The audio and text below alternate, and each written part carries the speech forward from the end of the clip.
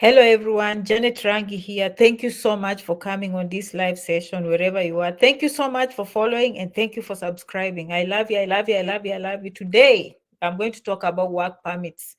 I've never done just a video that focuses on the word work permits in the United States specifically. And why do I do this? Because I read your emails, and from what I see, there are many people also interested in coming to the United States for work. It's not just, like student visas, visit visas, J1 visas. Most people I'm reading now are really wanting to invest themselves into really coming for a job. And it's important that we cover this topic. Like, if you come to the United States, how are you going to come and then work? And I'm going to break this into different categories. So thank you so much for liking and for following. Okay, this video will be here wherever you are in the world. Thank you. Continue watching. And then going forward, I'll also talk to us so we can start planning ahead. We need, as I said in the previous videos, you always want to have short-term goals, and then we also have long-term goals. So having short-term goals is a good thing, but honestly, sometimes we are too much in a hurry. But just relax, find long-term goals. Thank you so much, Judith.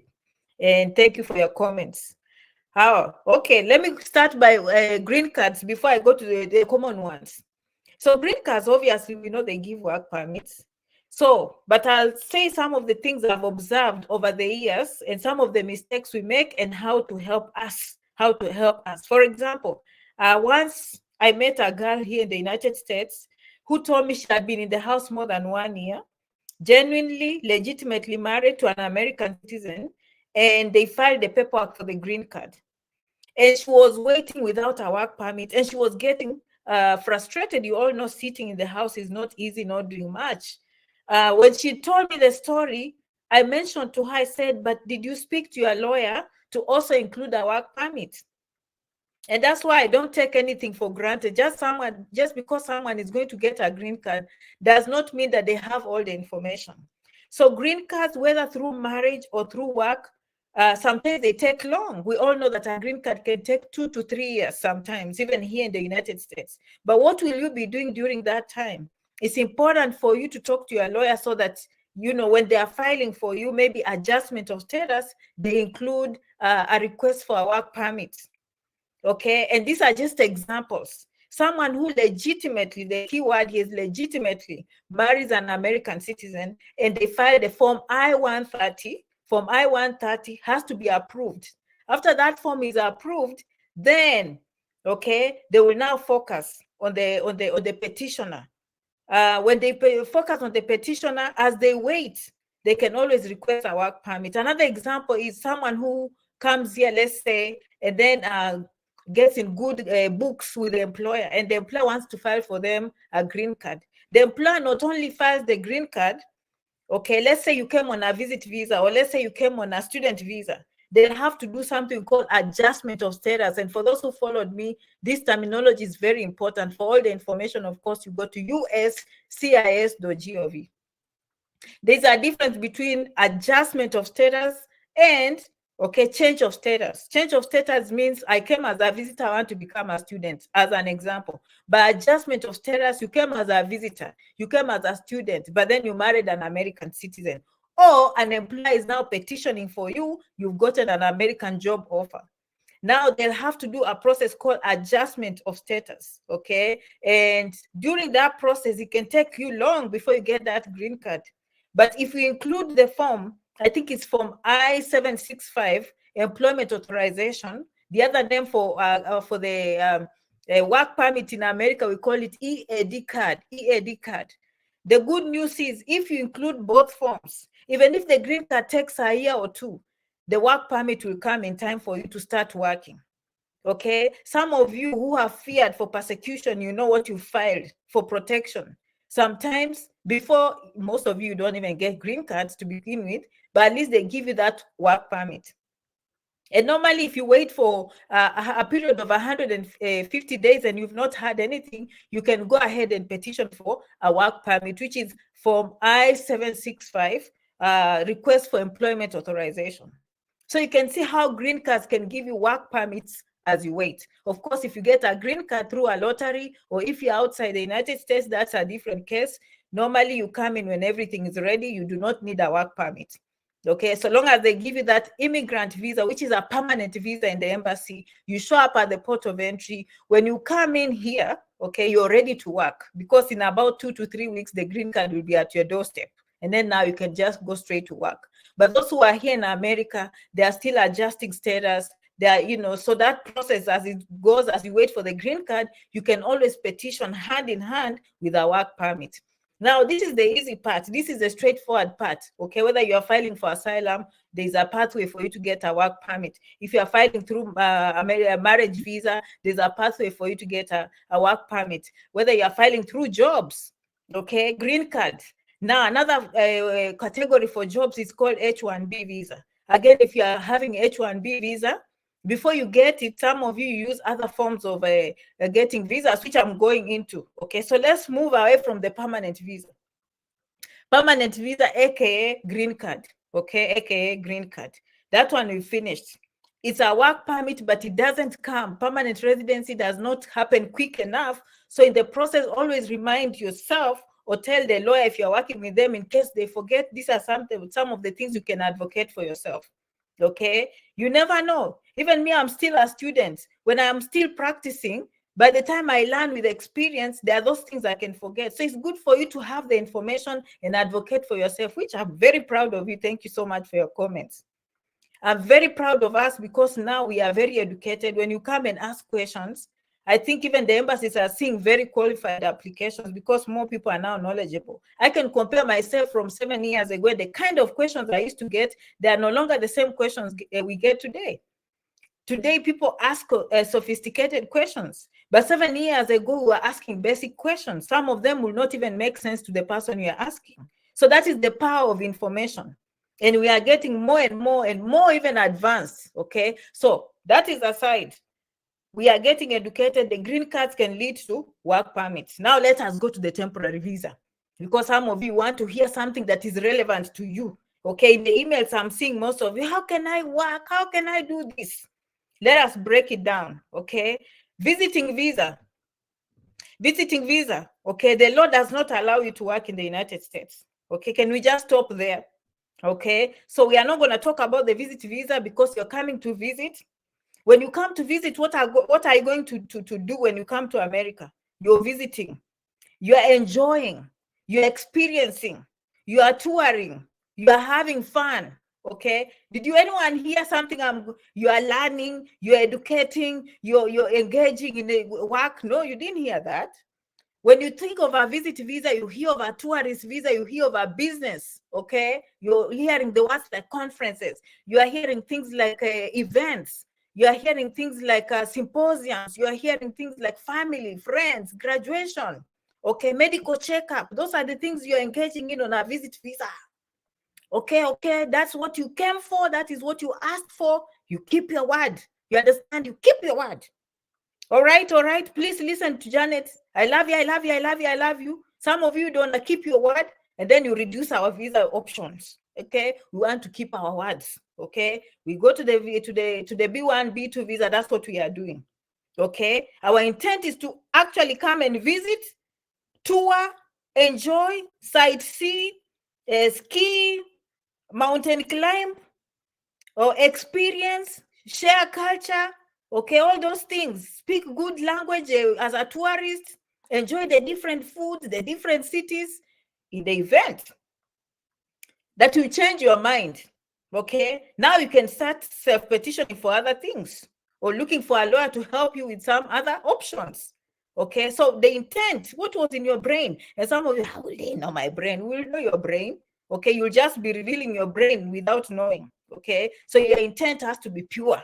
Okay, but that does not mean that if you come on a visit visa, there are no other openings. Okay, there are some things you can do the right way to keep you here legally. Okay, but that's beyond this video. Normally, of course, there's change of status. Schools know how to do that. Lawyers know how to do that. Immigration representatives know how to do that. If you need any information on that, of course, it's janetrangi67@gmail.com. Some of you will come and you want to go to school. Again, if you want to go to school, have a plan. Don't just be showing up and then a little course, you're like, I just want a little course. And where are you going? Where are you going? Let us plan ahead. Plan ahead, because if you enter a small course, even if it's for 3 months, 6 months, complete it, because it will benefit. Okay, you want to wear that graduation card, even if it's 6 months.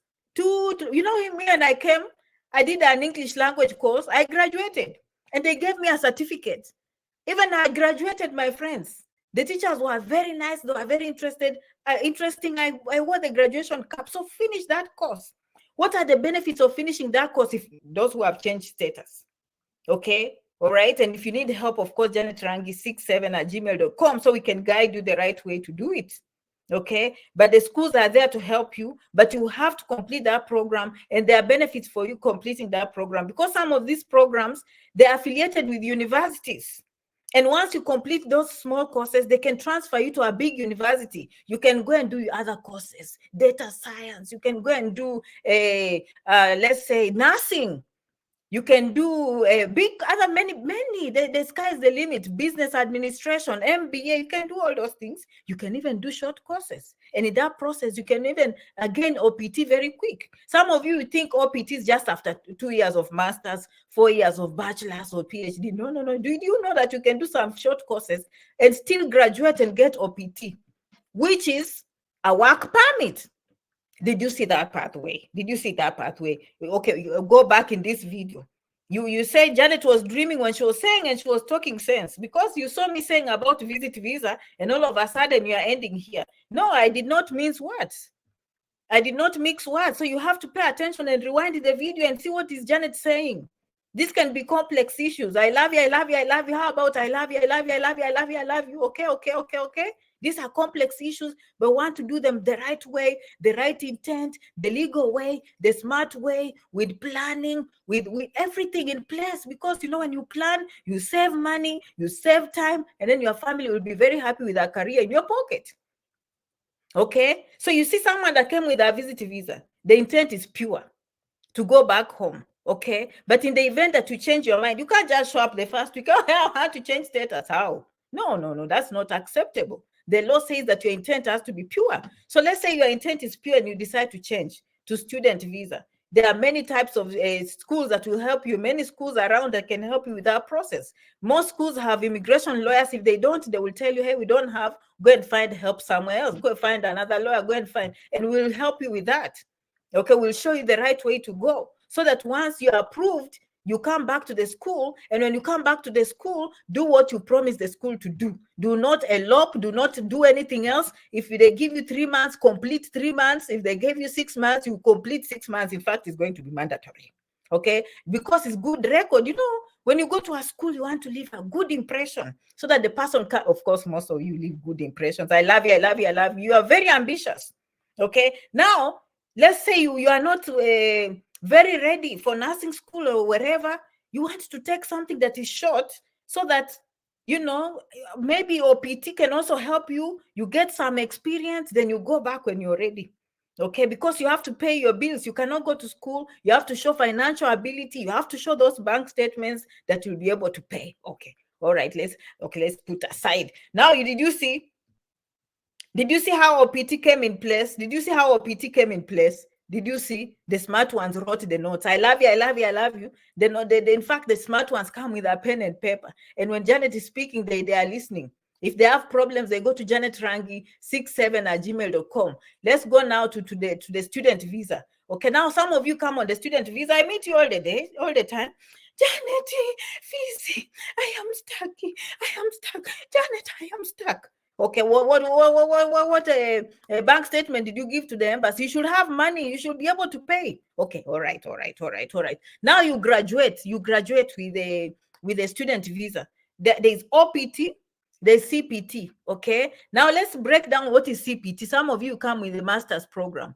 Okay, the CPT can have two options. There's pre-completion and post-completion. What is pre-completion? You can borrow. Even OPT, you can borrow some of the time. But if you borrow, don't think they will forget. If your OPT is 1 year and you borrow 6 months, you only have 6 months left. But CPT, first of all, international students cannot work off campus. But CPT, after they practice, they go for 1 year in school, they can now go off campus. But if they do CPT, it's like internship. That means even if you are working on CPT, which is a work permit, you're still getting credits. That internship is related to their course, to your course. Let's say you're doing MBA, and that accounting office has to be related to your school. You understand? So that the school is giving you grades, and that accounting office is also giving you internship grades. Okay, so that is what we call off campus. That one comes with master students. OPT, there's pre-completion and then there's post-completion. You can always go and ask for time from your OPT so that you can have half of the work permit and then half you pay later.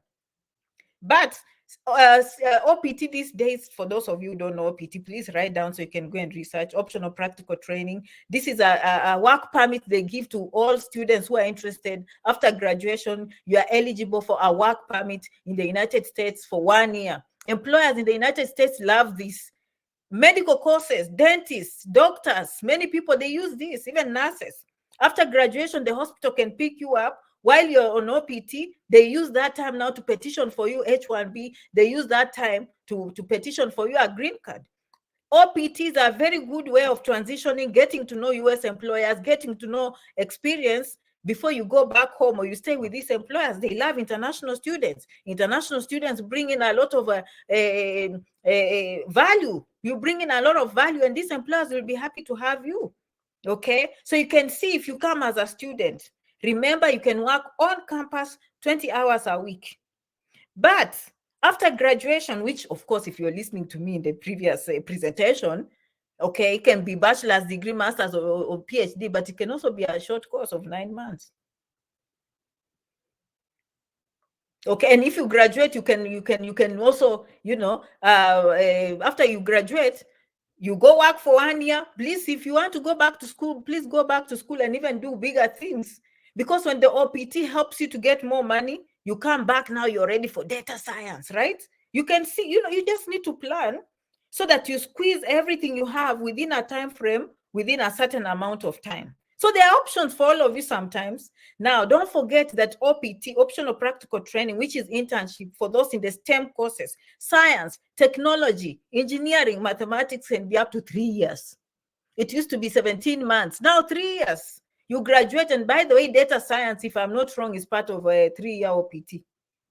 Forestry is part of that. Finance is also part of OPT. So don't just think of engineering, mathematics. If you go to the State Department, there's a full list that will list for you the STEM courses, and you see if your course qualify for STEM. So what am I saying? If you want a work permit for 3 years, you might want to work within those courses that are, and there are many.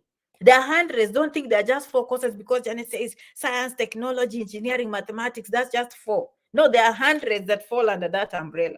So before you start, you want, of course, to go with your passion, but also you want to plan ahead and see which courses will give you the best benefit and which ones are more likely to give you employment in the United States after you graduate. Okay, those ones, 3 years work permit. What is the other name for that work permit? EAD. How do you file? I-765.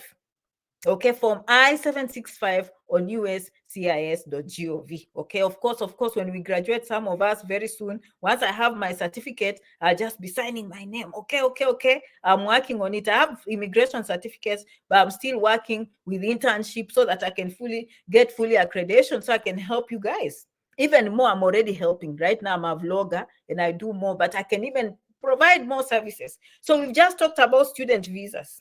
This is how people come in the United States as students, and then you hear they stayed in America. That was their pathway. You understand? That OPT, that CPT gave them exposures to American employers. American employers loved their education. They loved their work experience. And then in the process, they petitioned for them a green card. But before they got a green card, before it takes, those 2 or 3 years, the employers can petition Form I-765 to give them a work permit. That is how they work. That is F1 student. That is an opportunity, because some of you ask, how do people work in the United States? And you think there's just a magic wand. Phew! Just do it, shoo, and then there's a work coming. No, that's not how it works. All right, let's move to H-1B visa. This is what I've seen. Okay, and this will surprise you. When it comes to H-1B, let me break it into two. Pen and paper, please. Pen and paper. I talk a lot, and then sometimes it's too complex for you. These terminologies can be confusing. If they are confusing, just rewind the video. If you don't feel like pen and paper right now, just enjoy. Look at Janet, enjoy the presentation, and then during your free time, you go and rewind the video. Some of you download it many times. You tell me, Janet, I was in the gym and I was just hearing you saying, okay, good. So do that, okay? Now, H-1B. There's the regular H-1B after you graduate. And some people think that it's obvious. No, it's kind of a lottery. Okay, I think it's every March they have a lottery. So after graduation, you can petition to be in the pool. Okay, and once they take you for H-1B, H-1B is a work permit. How long? H-1B is always for 3 years. Once they approve you H-1B, you can work for 3 years. After 3 years, you can renew that for another 3 years for a total of 6 years. But this is the good news, especially people from the Sunshine Continent. Okay, for you guys, the competition is low. So your green cards are much easier compared to people from other countries because they say they are here in big numbers already. Okay, but some of you, especially from the African continent, you are not here in big numbers. So when you petition a green card, it comes out very fast.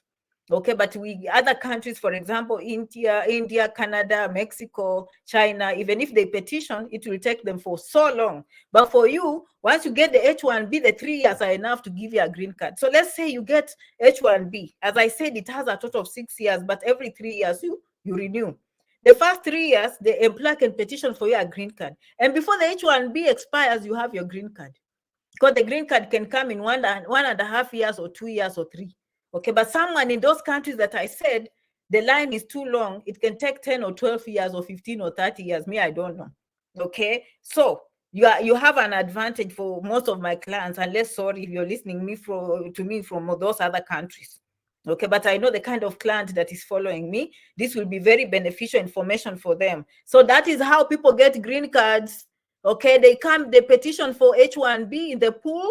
And if they are lucky to get the pool, that employer they work for H-1B, that employer likes them. During that time that they are working for the employer petitions for a green card. Then you don't have to renew the H-1B. Then the H-1B becomes null and void. The green card is good for 10 years. Of course, every 10 years you can renew. That is AKA permanent residency. If you are interested in becoming a citizen, you stay here legally for 5 continuous years, of course, then you can petition for citizenship, okay? But that's beyond this video. We are not talking about that. Now, you heard me say we have 2 kinds of H-1B.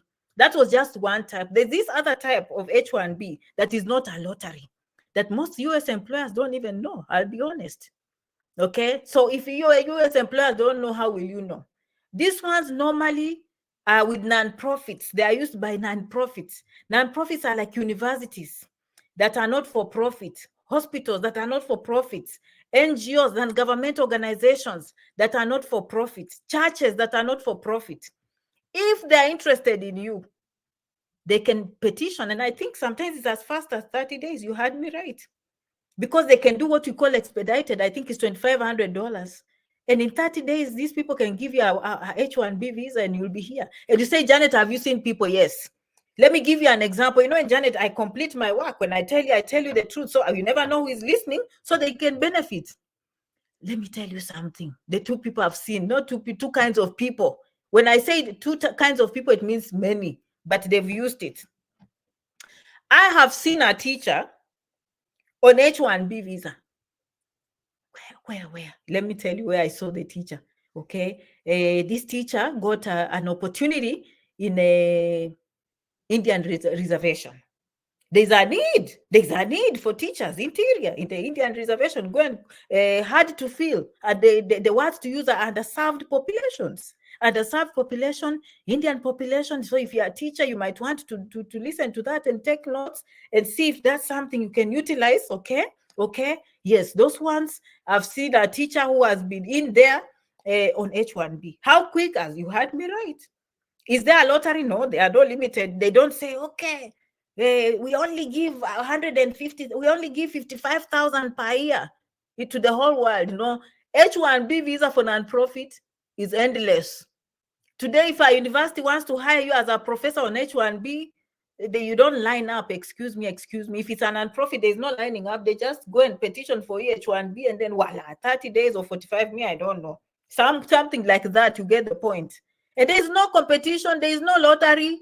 Okay. So if you're a teacher, not just a teacher, even if you're busy, yeah, if you get a job with non-governmental organization and they need your services, you can petition for that and then ask the employer H1B for non-profit. Write it down. Okay, I hope you finished writing that one down. Me, I tell you where people are getting jobs. Okay, the right way. Now, I've seen a teacher who has gotten H1B in Alaska. Okay, I have seen. Alaska seems very hard to fill positions. Don't you think? Okay, I've seen a teacher who has gotten or teachers, okay, hard to fill positions in those areas. Okay, so I'm thinking maybe Hawaii is a very cute place. I don't think it's hard to recruit, but Alaska is difficult to recruit. Okay, so I've seen teachers who have gotten H1B, and I like H1B because, it doesn't have a lot of restrictions and it's a good work permit. And if they like you, they can transition you to a green card. Did you see how that works? Okay. All right. Okay, very good. Some of you are asking how you book appointments. Janet Rangi 67@gmail.com. Okay, as I said, we do a lot. We can refer you to schools. We can refer you to lawyers. Janet Rangi 67@gmail.com, especially if you have a visit visa and your intent was to visit, but you want to change your mind and you want to stay here. Don't go under the table. Don't do things that you are not expected to do. We can do things the right way. I love you. Go to look at Sam. Sam, thank you so much for sharing that. Now we've seen two kinds of H1B. Again, rewind the video because this is complex information, but you will hear something I said that you didn't hear. When I went to university, I used to attend class. And I was not a coffee drinker. I didn't grow up with coffee. So I would just go to class and take notes, and good thing my school used to record. So then you can listen to the lecture, and then they send you, you go home and you can listen to the recorded version. So now I started drinking coffee, and these are the results I found out. If I did not drink coffee, I listened to the lecture, I'm like, how come I didn't hear that? But when I drink coffee, I listen and then I know everything, 97%. So retention rate in my brain is very high if I'm under coffee. So what am I saying? Right now, enjoy. I love you, Venta and everyone else. You pay attention now, but you can go and rewind the video. That was my whole point. So moving on from H1B. Let's go to J1 visas and work permits, because some of you want a work permit directly. Okay. Now, you've always heard Janet saying, what is J1 visa? It's a cultural exchange program. The intent is for you to come and share the culture and share your experience. Let them learn from you, and then you learn from them, their culture and their experience, and then take back home. And with that, they had to put something we call a home residency requirement. Meaning, if you come and learn an experience here, you should be able to go back home and share with your people. So therefore, you cannot go asking for any immigration benefit for a period of 2 years.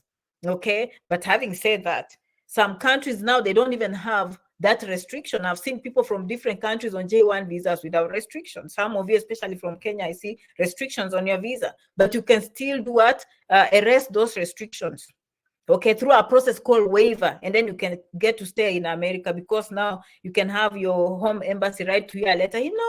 Benta is very nice, and but she can stay in Kenya, in America. She doesn't owe us loans or anything, so go ahead and approve her. Okay, you understand the process. Anyway, once you waive, then you can now ask for more benefits. You can even switch to student visa. You can even, go get other legal avenues for you to stay here permanently. Why do I mention a J1 visa? J1 visa is a working visa, not just a cultural exchange. So once they stamp that visa in your pocket, of course, in your passport, you can come and work.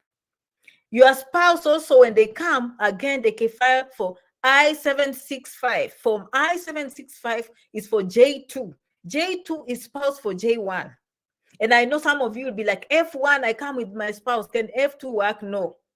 But J1, yes, the spouse can work. And the law says you are not supposed to use that as a way to support the person on J1. But that's besides this point. Okay. If you come on J1, that is automatically is a working visa.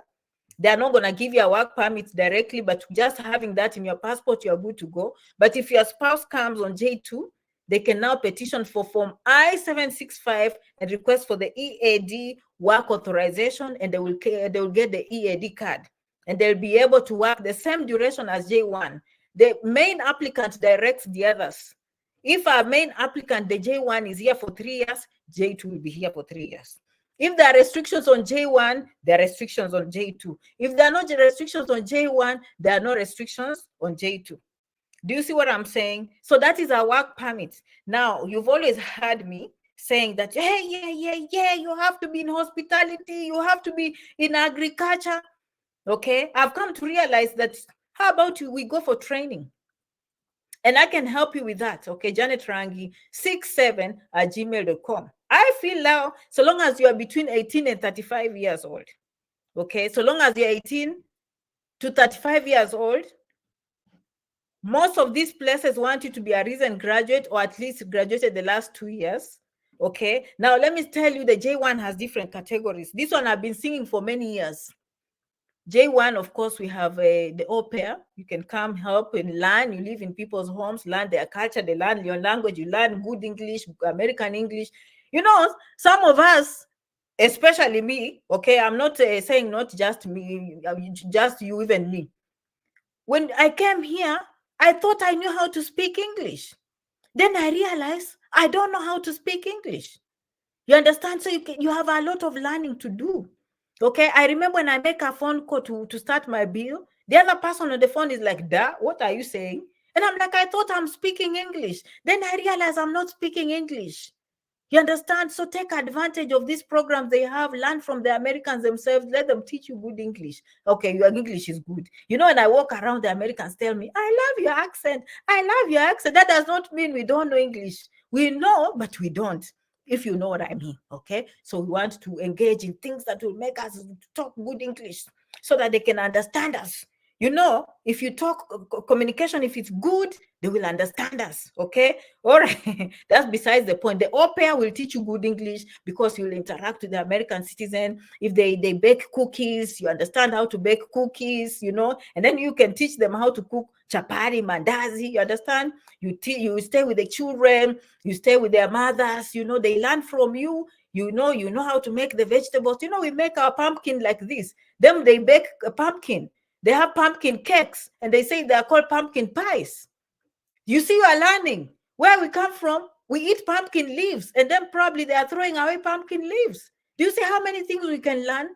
We can learn a lot from each other. Do you understand? How I eat pumpkin leaves. If I tell these people I eat pumpkin leaves, they are probably going to laugh at me like, "Hey, oh, la, la, la, ooh, okay. How come you are eating pumpkin leaves?" And me, I'm looking at them, I'm like, "How can you bake pumpkin?" Okay, and then I'll call it pumpkin cake, or I'll call it maybe pumpkin something, but then they call it pumpkin pie. You know, the first time I ate a pumpkin pie, I said, "Oh, what's this?" Okay, now when I go to the store and I see pumpkin pie, I have to hide my face because I can't stay away from pumpkin pies. And then they have different pineapple something cake. They have different kinds of cakes. Okay, I don't understand. They have pastries. This is too much. Okay, only au pair can help me understand these things. Okay, and I can teach them what I cook at home too. Okay, as we boil pumpkins, how many of you can, with a show of hands, that you boil pumpkins? We where I come from, we just use them like cassavas and we boil them. Apparently, you can bake them. So that is part of cultural exchange program. I love it. I love it. That is au pair. You stay with the kids, the old clans, wherever. Okay. You can also come as a J1 trainee. Trainee means you graduated recently. You're young and then you just left university or college or a certificate program, right? Then we have a J1 intern. You're even still in university. Okay, even high school students, you can come during holiday, engage in a J1 activities, and that is good because now you elevate your resume. After you finish high school, now you're ready to come to college. They ask you, "Do you have any previous travel?" You say, "Yes, I went to America as a high school student. I spent time there for about 4 to 6 weeks. And then, hey, now I am back, and now I'm back to go to university. You see how it works? So the J1 students, high school students, J1 interns who can come while in university, or recent graduates, J1 trainee programs. As I say, teachers have the option of coming to H1B visas. They can also come on J1, J2 visas. Okay, then we have university scholars, university students. On J1, they can also come engage in university activities, fellowships, or whatever they call them. Okay, we have people like camp counselors. They can come and they share their cultures in different events and activities and assist in national parks and all that. Okay, so those are cultural exchange programs. People who come on Fulbright scholarships, and those, if you come on Fulbright scholarships, you've been supported, you better go back home, because they are not here to give you scholarships and then you don't go and share information, because the whole point of coming on scholarships was for you to come, learn, and go share with your country. So Fulbright scholarships, professors come on those J1. Medical doctors, they come on J1, right? They come for they have to do their exams, USMLE Part 1, USMLE Part 2. And once they get a residency, the residency program will invite them through the J1 visa. That is how they come. So J1 visa, they can use that. I've seen veterinary doctors, that J1, they consider that as work. So, that is another video. I need to make a video for the vets. So that is how J1 works. It's a working visa, okay? And it comes with stipulations, but it's a pathway. The good news with the system is there's a pathway. It's very flexible. You can see something, switch from here, move from here, come back to this. The whole thing is to plan and learn the right things and do research and own your information, okay? And seek the right advice, seek the right people, associate with the right people, invest your time, okay, in doing the right things. So what have we said? I've talked about work permits in a range of options, starting from green card, so that you don't make mistakes, especially the example I started with. You come here, you're legal here through marriage, but then the green card is taking too long and you are just staying in the house thinking you didn't have options, when the truth is, when you are adjusting status, you can petition for a work permit as you wait for your green card. That way you can be what? Case in point. Case in point. Why am I forgetting myself? When I first came into this country, I came as a student. Okay, then they had to do adjustment of status for me. It's called Form 485, I-485. So there's no way I'm just going to be a student and then voila, a green card comes to me. Does that happen? No, it's not supposed to happen like that. The computers have to be notified that, you know what, this Janet, when she showed up at the port of entry, she showed up as a student. So now I have to reconcile that. So I have to do things formally through my lawyer. The lawyer and the hospital decide, you know what, Janet, we love you so much. We love that you came, you passed your exams, you passed your licensing exams. Now we have a job offer for you. So we are going to adjust your status from student F1 to green card. That process is called adjustment of status. It's not change of status. Adjustment of status from student visa to green card, Form I-485. Done by the employer. If it's through employment, it has to be an American employer. Some of you hear these things and you run and self-petition yourself. No, okay, 485. But before they filed for 485, they also included the I-765. So that in 6 weeks, I had my work permit. At that point, the green card took its time at snail speed, coming as a snail, okay, crawling like a snail. But even if it was crawling like a snail, the work permit took a Concorde. Okay, how many of you remember the Concorde? Okay, the Concorde. There used to be a Concorde that will fly from London to New York very fast, very fast. Okay, so the green card can take snail speed. Okay, like a tortoise or tortoise or whatever, how you pronounce them. Very slow. Okay, but the work permit is like a hare. You remember the story of a tortoise and a hare? The hare is very cunning and clever. So the work permit will come to you faster. So meanwhile, you work. I was working. When I got the work permit, voila, I went to the social security office. I said, you know what? I came as a student, but look, they've given me a work permit. Okay, ma'am, can we have a copy of your work permit? Here. Then I give them the not a copy, original. I show them. Okay, then they look at my work permit, they enter the record, they say, yes, yes, I see. You came as a student, you graduated, yes, yes, yes. And then now I can see that the employer has petitioned for you. Congratulations for passing exams. Oh, thank you, thank you. And then they look at my work permit, they say, okay, here's your social security number. I say, thank you, thank you. So now I have my passport, now I have my work permit, and then now I have my social security. Guess where I go next? Now I have an apartment, I have a bill, what you call utility bills, okay, phone, water bill, electrical bill, gas bill, plus my address. Now I take a copy of that, and then I ask for a ride. Where am I going? To DMV. DMV say, okay, why are you here? I'm here to get a driver's license. Can I see your documents? Oh, yes. Here's my passport. Here's my work permit. Here's my social security number. And here are my utility bills. Okay, ma'am, can you fill these forms? So we will need you to go and do the theory. Here is a book, or you can go online and you study. Once you pass the test, we will give you something, a practicing license for 30 days, and then you can come and do your road license test. I said, thank you, sir. Thank you, ma'am. Okay, thank you, thank you, thank you, thank you. And then I go home, I read for the exam, which I did not do well at the first time. I'll be honest. I was busy. Excuse me, I was busy. But the second time, okay, I passed. Okay, then after I passed, they gave me that, what you call a driving license, the one for how do you call it? They'll give you first a learning permit so that I can be on the roads legally. Okay, and I'm finishing now. I'm finishing. I love you. I love you. I love you. I love you. Okay, let me tell you a story. I'm gonna close this video with a story. Okay, so me, I'm scared of driving, and I have this female friend, and female friends don't push you. Okay, apparently I needed a male friend because the female friend was, Janet, let's go to the high school today. We are going to practice driving. I'm like, okay, honey, let's go and practice. And then she will take me to a high school where there's and then I'll just, no, Janet, turn right, turn left. And then we'll do that over and over. Then a guy steps in one day, is like, his bill. Janet, what are you doing? Why are you guys every day in this high school? Get out, go and practice on the road. He throws me in the car. He says, you are going to that traffic light today. I said, oh, no. Yes, you are going. Yes, you are going. Huh?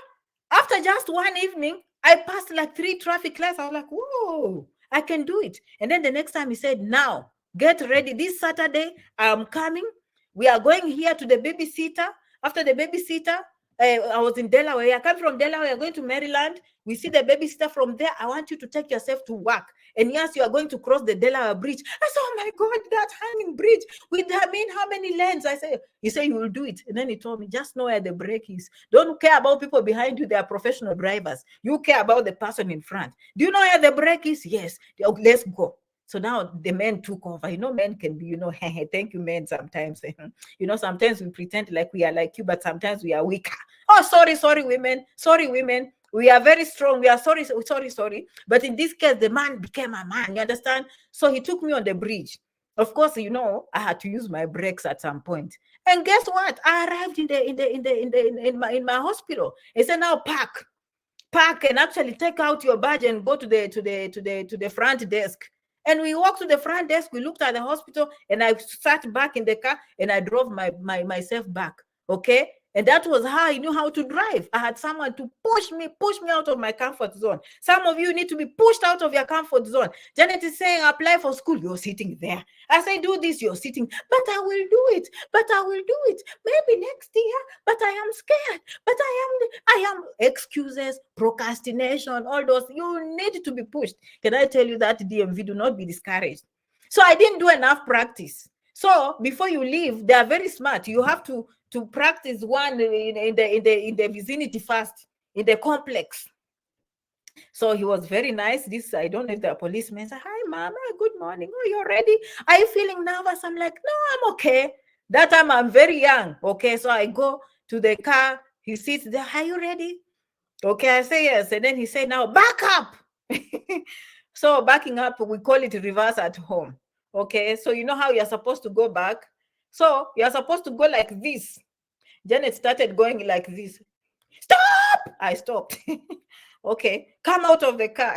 I came out. I thought, oh, sir, do I have a second chance? I didn't ask, but I looked at him. Come with me. So we went. And then we went. We went back to the office. And there are many people lining up. And then there's a person a secretary that is receiving people who come from the driving test. So he came with my form and slapped it on the table. Fail! I said, oh my God. Okay. But I learned my lesson. So he was right. I was not ready. So he just embarrassed me in front of people and said, failed. But I liked him. Okay. It was very nice. Okay. Then why was I there? I should have been ready. Okay. So the next time I learned my lessons. So I practiced. I knew how to use the mirrors. Okay, look, I look this way, I look this way, I look this way. I stop completely on the stop sign. Sometimes you can complain, but the person is just helping you. Then the next time I go and found a nice one, back up, I did very good. I go on the stop sign, I stop completely. If it's yield, I actually yield. I use my mirrors, very comfortable speed. If it's a children's area, I just go slowly, 15, 25. If it's the freeway, I just do my job. I came back and said, congratulations, mom, you passed. I say, yay. Then I got my driver's license. I'm just explaining to you life in America, okay? Some of us know and told us these things, even just to know that you need a utility bill, you would go to DMV because there was no online, there are no computers. And then they say, mom, you have everything, but you don't have a utility bill. What is a utility bill? Don't take this information for granted. I love you. I love you. I love you. I love you. Thank you so much for following. If you need any information about everything I've talked to you today and you want help with these schools, you need help with change of status, you need help finding lawyers, you need help with adjustment of status, you need change of status, especially from visiting visa to student, from J1 visa to student, and so on and so forth. Or you want to go home and then you plan to come back, that's fine. All those things, so long as you understand your intent was to come and go back. But if you're here and you want to stay here and learn even more and stay longer and extend your period, of course, you go to janetrangi67@gmail.com. Okay. Thank you so much for always following. Merci beaucoup. Asanteni sana, and thank you for your comments. Zikomo. Until the next video. How about goodbye? Okay. Subscribe, please, and continue following. I will see you in the next video. Good luck with your work permit. And remember, J1, before I forget, everyone qualifies. So long as you're 18 to 35, we can show you some of those things that you can do to qualify, okay? And basically, it means going back to school sometimes, okay? All right, but not long courses, okay? All right, so don't be discouraged, but I don't have hospitality, but I don't have agriculture, okay? Come and talk to us so we can guide you on the way forward, okay? Thank you, Hannah. That's Hannah, Gigi, and Anne. I love you, Anne. And Sam, thank you for posting. Okay. Joseph, I love you, and all other comments. If I forgot your comment, of course, I love you. I will see you in the next video, guys. Have a good day and bye-bye. See you soon. Okay.